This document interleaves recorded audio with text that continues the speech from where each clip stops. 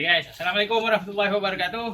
Sempena bulan Merdeka tahun 2026 ni, saya nak buat tutorial macam mana nak pasang bendera Malaysia. Okay, pertama sekali, bendera Malaysia beli dekat DIY ataupun mana-mana kedai yang ada. Macam ni saya beli bendera Malaysia saiz 3 kaki kali 6 kaki Saya tulis kat sini 3 kaki kali 6 kaki. Mana dia punya plastik dia tadi? Plastik dia hilang. Oh ni. Okey. Ni bendera Malaysia 3 kaki kali 6 kaki, nampak?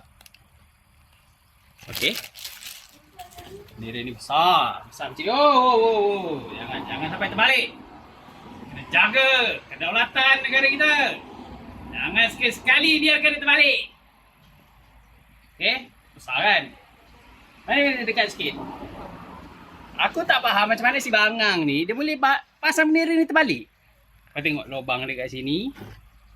Tempat jahit dekat sini. Ni tempat ikat. Atas ni sulam sulam. Tahu sulam? Tahu. Ni kayu. Tak boleh nak masuk. Kalau nak pasang terbalik ni, tak boleh masuk. Tahu? Tak boleh masuk. Kita kena masuk ke sini. Sini. Mari sini papa tu. Macam ni. Ni nampak? Ni lubang dia. Masuk macam ni. Kan? Akan cantik tu.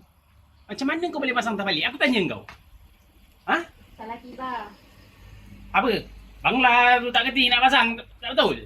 Habis kau tak kerti nak tengok-tengok Bangla tu kerja buat betul tak betul? Apa benda? Okey. Selamat Hari Merdeka.